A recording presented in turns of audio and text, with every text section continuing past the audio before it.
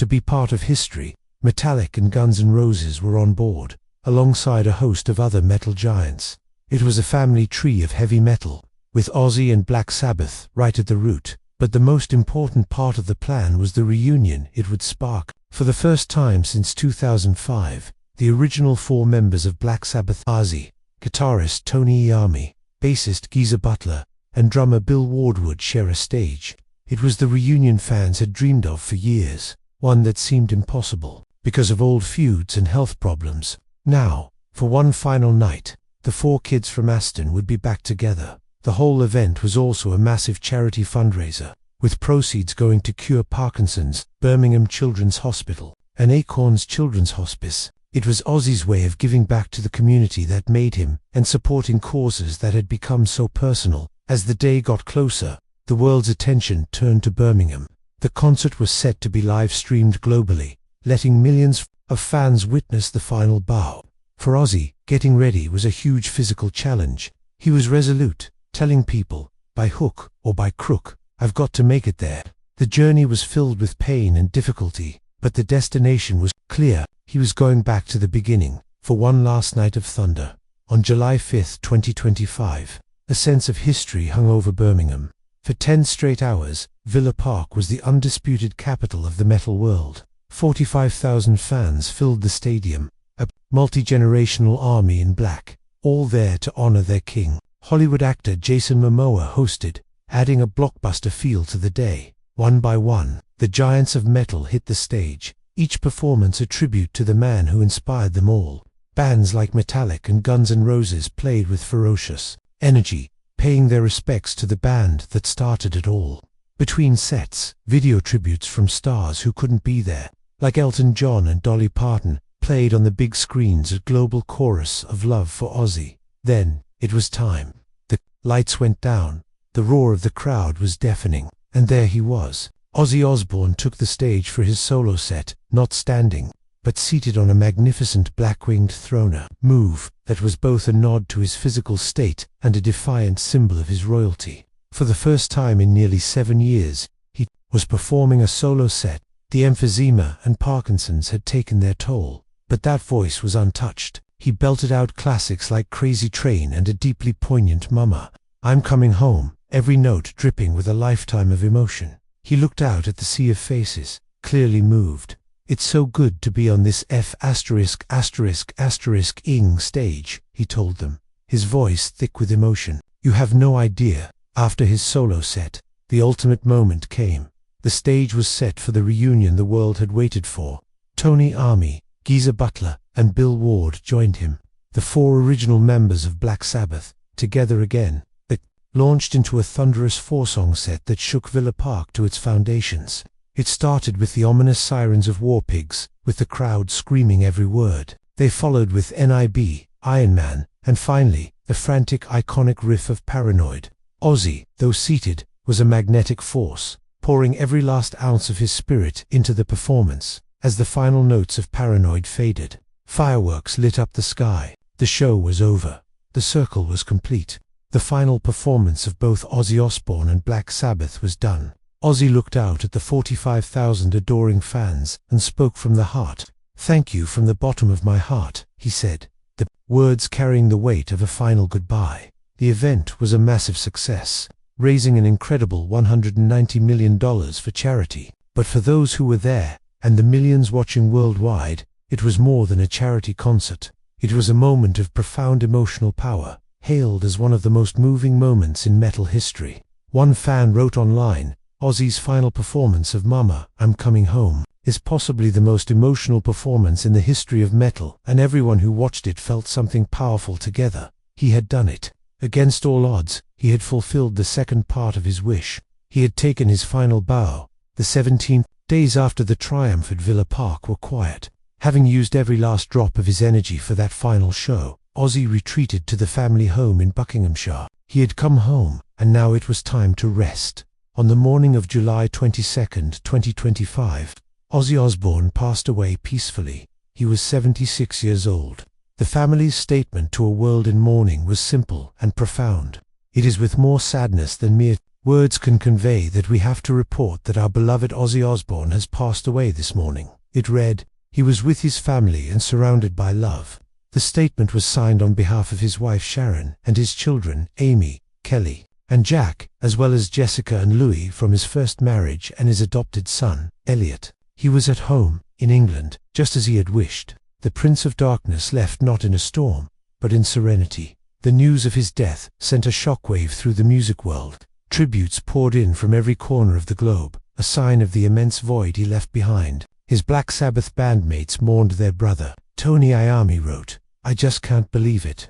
My dear friend Ozzy has passed away only weeks after our show at Villa Park. There won't ever be another like him. Geezer Butler added, goodbye, dear friend, thanks for all those years. So glad we got to do it one last time. Back in Aston, rock royalty paid their respects. Sir Elton John called him a dear friend and a huge trailblazer who secured his place in the pantheon of rock gods, a true legend. Robert Plant of Led Zeppelin wrote, farewell Ozzy, what a journey, ... sail on up there, finally at peace. You truly changed the planet of rock.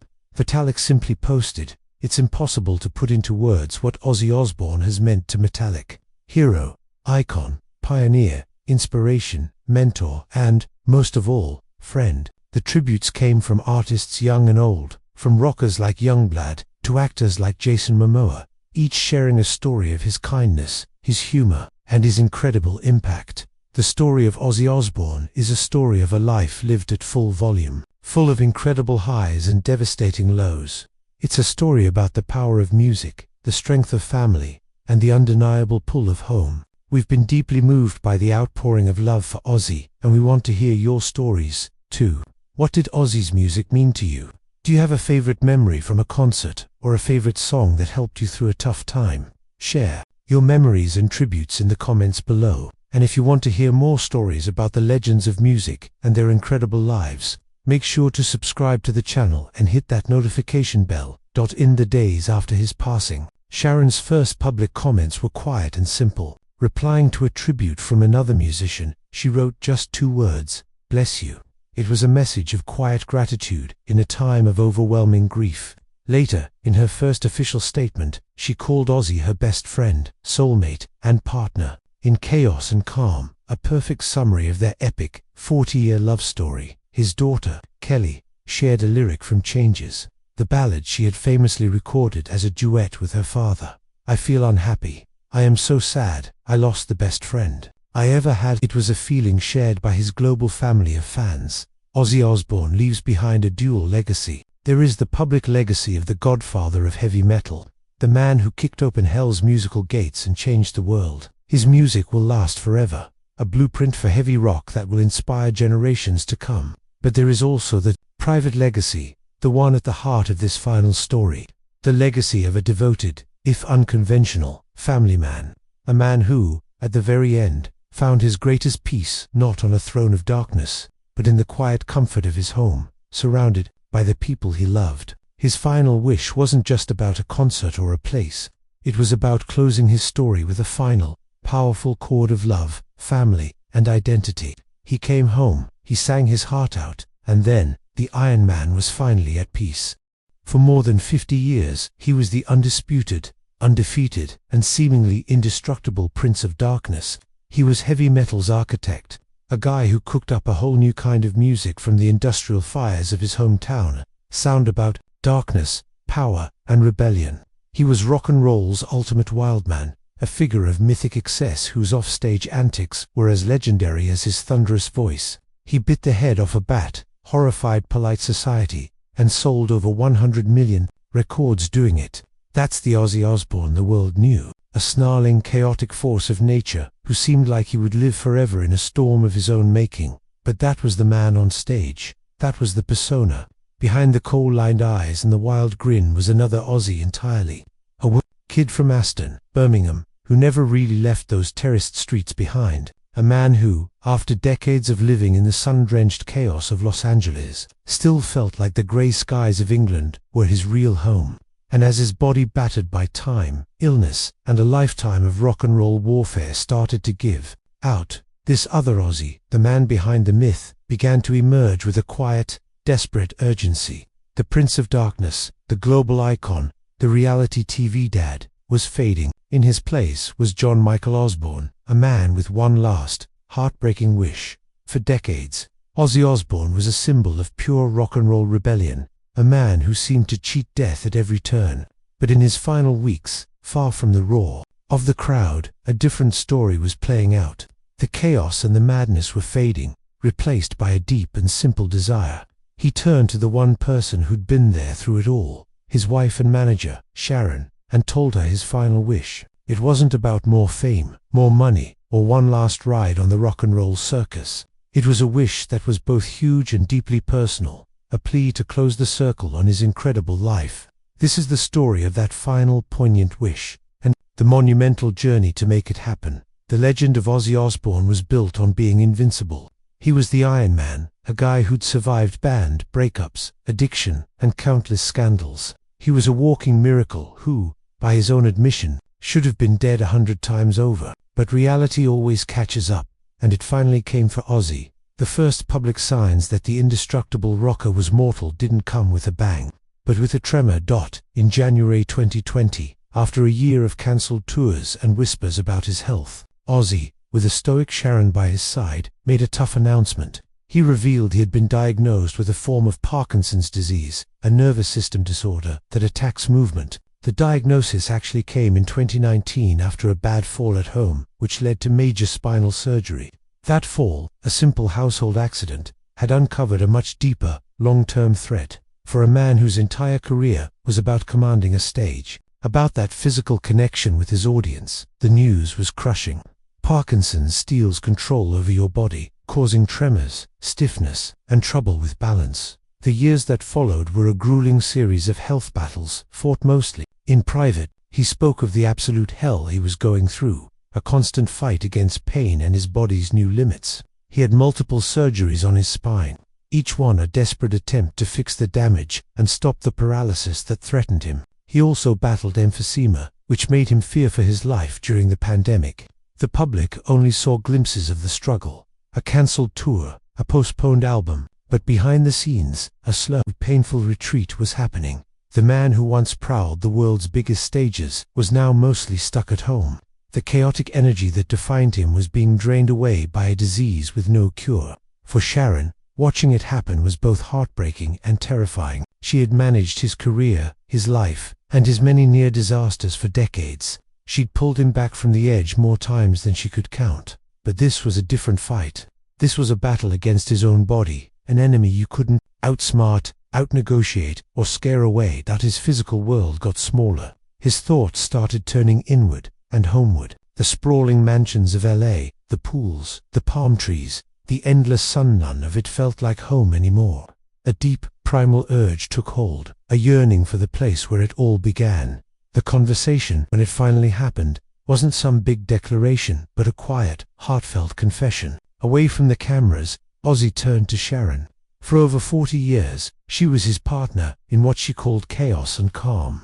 She was the anchor in his storm, the architect of his career, and the fierce protector of his legacy. But now, he needed her not as a manager, but as his wife. He told her he didn't want to die in America. He didn't want his last days to be in some rented mansion in Beverly Hills, or a cold hospital room far from his roots. He wanted to go home. For Ozzy, home wasn't just a word. It was a real place, Buckinghamshire, England, where they owned a house, but more than that, it was the country where he was born. It was the soil of Birmingham, the industrial heart of the UK, where John Michael Osbourne was born in 1948. It was the place that made him the source of the grit and gloom that he and Black Sabbath would forge into a world-changing sound. He'd talked about moving back for years, getting fed up with life in the States. He'd point to the political climate and the constant gun violence. Everything's ing ridiculous in America, he told The Observer. I'm fed up with people getting killed every day. But this went deeper than politics. It was a soul-deep need to get back to who he was.